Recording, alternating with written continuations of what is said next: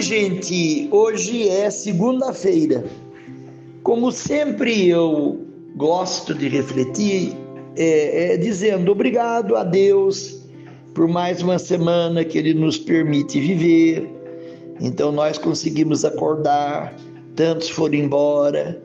A vida é o melhor presente que Deus nos deu e a gente quer viver, embora tenha muita dificuldade, muito problema, que no fundo somos nós mesmos que arrumamos, que inventamos, que criamos, mas a gente gosta de viver. Quando você vê a família, quando você vai trabalhar, quando você consegue realizar tudo aquilo que você gosta, e quando há dificuldade, quando há problema, você sabe que tem a bênção de Deus para ter condições de resolver. Quer dizer, não tem o que compare a vida. A gente quer viver, a gente vê quando alguém está doente, quando alguém está longe, a gente quer que volte, quer que sare, quer que cure, a gente quer ter todo mundo em volta da gente. Muitas vezes a gente não se conforma com a solidão, e o pior de tudo é quando a solidão é no meio do povo. Quer dizer, eu estou no meio de uma comunidade, no meio da família, e você não tem com quem falar, não tem com quem partilhar.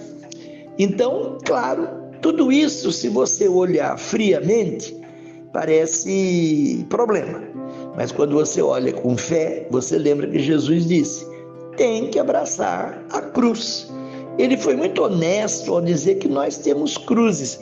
E olha, ele falou isso antes de morrer na cruz.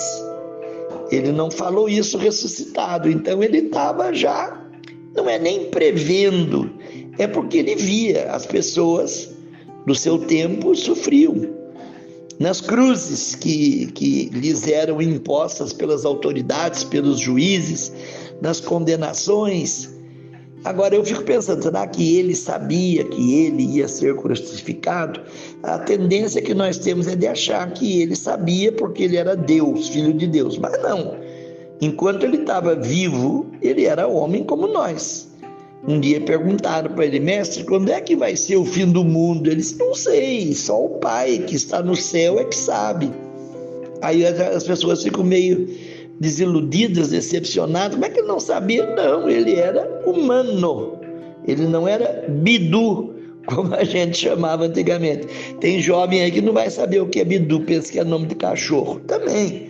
Mas a gente dizia, a pessoa que adivinhava as coisas era bidu.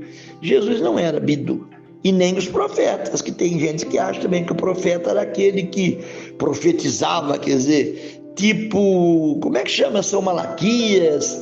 Tem um outro que eu agora não me lembro, ele é o mais famoso de todos, e a gente fica, Nostradamus, lembrei na curva aqui. Então tem gente que acha que profeta é aquele que adivinha. Não, entendeu? O profeta bíblico é aquele que denuncia um erro e anuncia um remédio, uma solução. Mas com isso tudo eu vou fugindo do tema da missa e do evangelho de hoje.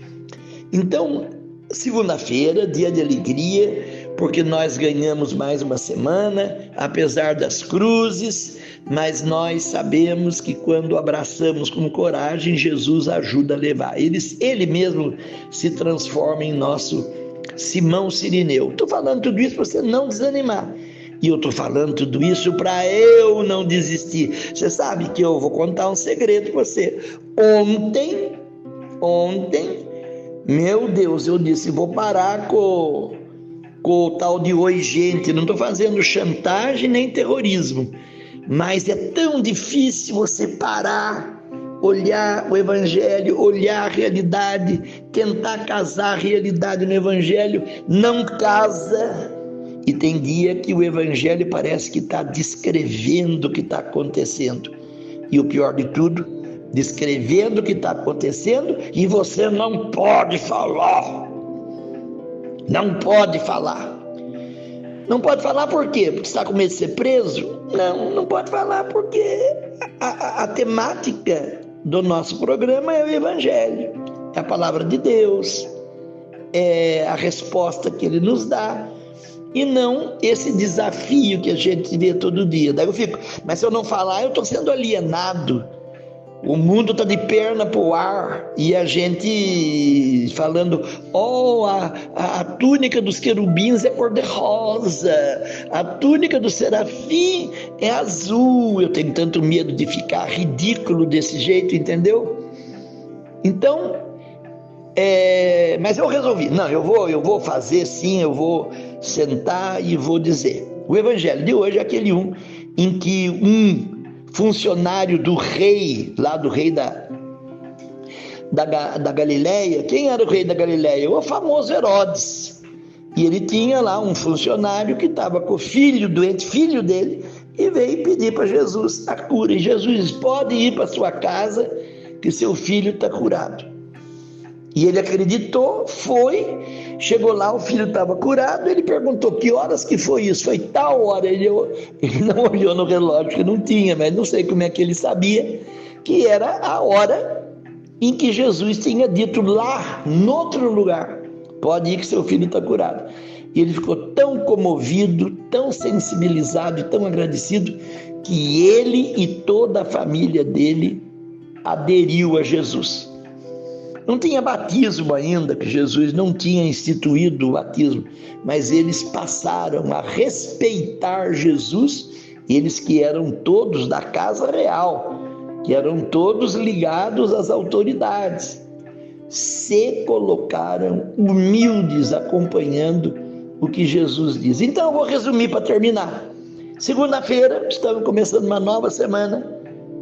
Vamos ter essa confiança em Jesus. Vamos continuar meditando o que Jesus tem para nos dizer.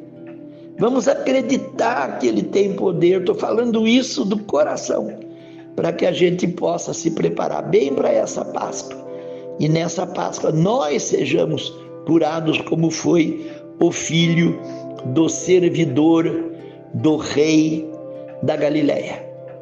E assim, essa cura significa a nossa chance, a nossa oportunidade, a nossa certeza de céu.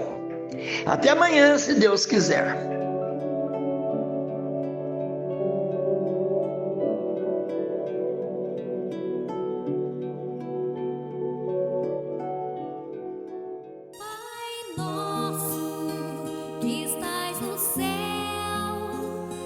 Santificado seja o vosso nome, venha a nós o vosso reino, seja feita a vossa vontade, assim na terra como no céu.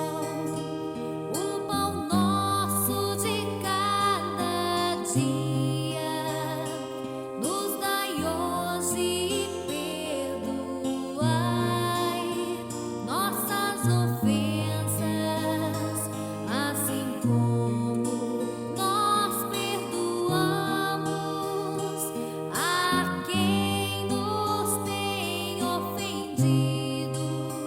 Não nos deixeis cair em tentação, mas livrai-nos do mal. Amém.